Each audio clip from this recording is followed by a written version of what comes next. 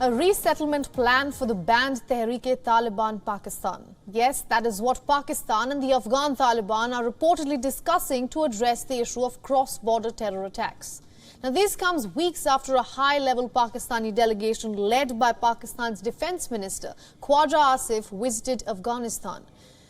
According to reports, it was during this meeting that Afghan Taliban proposed a resettlement plan for the TTP.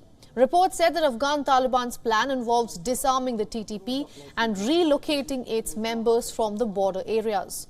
But unlike previous plans, the TTP members will be resettled inside Afghanistan. According to reports, the Afghan Taliban have asked Pakistan to bear the cost of the plan. However, Pakistan is yet to respond to the proposal. Currently, there are between 8,000 to 12,000 TTP members in Afghanistan. The number goes up to about 30,000 if their family members are included.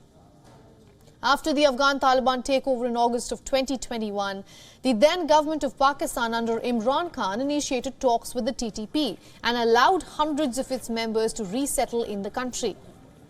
The move, however, backfired as TTP terrorists started targeting the security forces and carried out major terror attacks across Pakistan. And finally, in November last year, the TTP ended the ceasefire with the Pakistan government. Since then, Pakistan has witnessed a surge in terror attacks across the country, the latest being the brazen assault on Karachi's police headquarters, which came just weeks after a suicide bomber killed 100 people at a mosque in the city of Peshawar.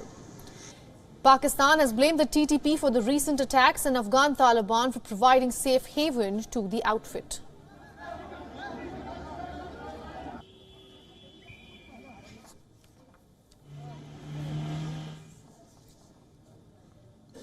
Now, for more on this, we are being joined by Raja Faisal from Islamabad. He's a journalist and a columnist.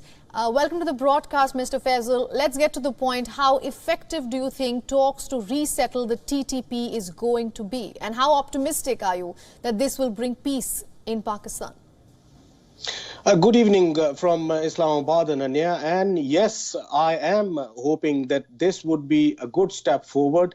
First of all, I just want to highlight the mechanism which Pakistan was following after the US withdrawal from Afghanistan. Of course, Pakistan had two options considered at that time. First of all, Pakistan came up with one option to eliminate all of the TTPs in two of the provinces where all of the TTP members they were inhibiting within Afghanistan. I'm talking about Nangarhar and Cunard province. And the second option Pakistan had, which had a precedent set by the US in front of Pakistan, and that was to negotiate peace with the TTP with the help of Afghan Taliban. And that's how the previous civil military leadership of Pakistan, they came up with the plan to talk with the TTP. And of course, the agenda from the TTP was that they wanted to obviously resettle in FATA at the terms that they wanted Sharia law to be obviously imposed on FATA, and the FATA merger which took place a few years ago in Pakistan, in which FATA was merged with the Khyber Pakhtunkhwa province. They wanted FATA as an independent territory. And thirdly, they wanted all of their prisoners to be released from the jails of Pakistan.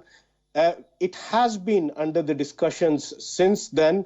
But of course, the conclusion was not being met. In between, of course, last year, Pakistan's government got changed, and Pakistan's government got involved in internal politics more rather than the external politics, and the security matters, they were not dealt immediately, and they went into the backdraw.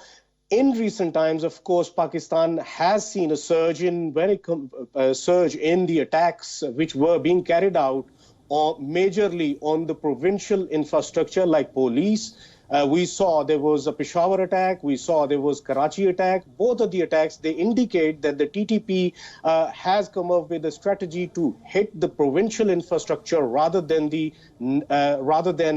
federal ones. And now, all right, of course, I just quickly want to butt in. See, that's exactly our point here, that the attacks, there are a rise in attacks, of course, but we are also getting reports that Pakistan is planning to attack TTP's hideouts across the border. Now, at the same time, it is trying to establish a line of dialogue. So I want to understand this duality. How are you assessing this? Well, Ananya, this fact that Pakistan might attack the hideouts of TTP, it has always been there as an option, and Pakistan is capable enough to do it.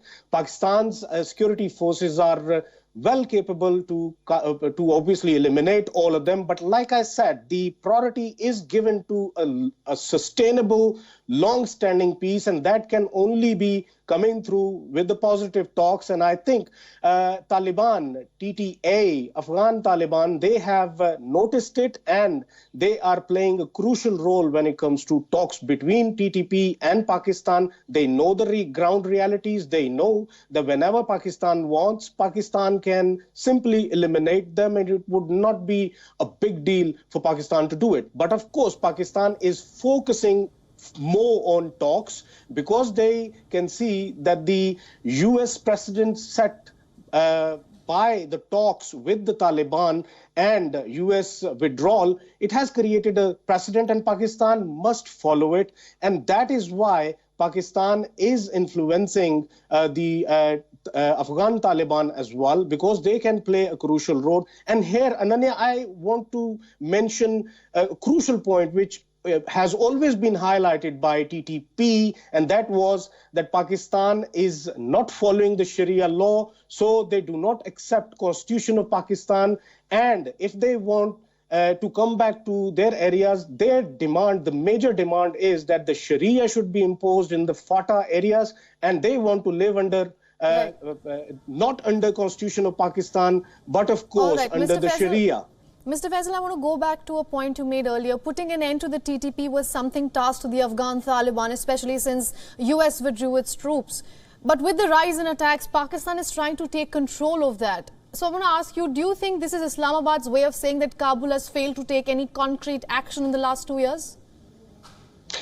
Well, when Islamabad says that Afghan Taliban, Kabul, they have failed to take any action against these miscreants, it is only due to the fact that if we look at the Doha Accord, it clearly said that Taliban regime in Afghanistan, in Kabul, would make sure that the land of Afghanistan is not being used against any of the neighboring countries, including Pakistan. And that is why they are compelled to do it. And Pakistan, obviously, Islamabad expects from Kabul that they must do whatever they promise to do. All right, Mr. Faisal, thank you for all your insights from Islamabad. Thank you, It was a pleasure speaking to you. Thank you, Ananya.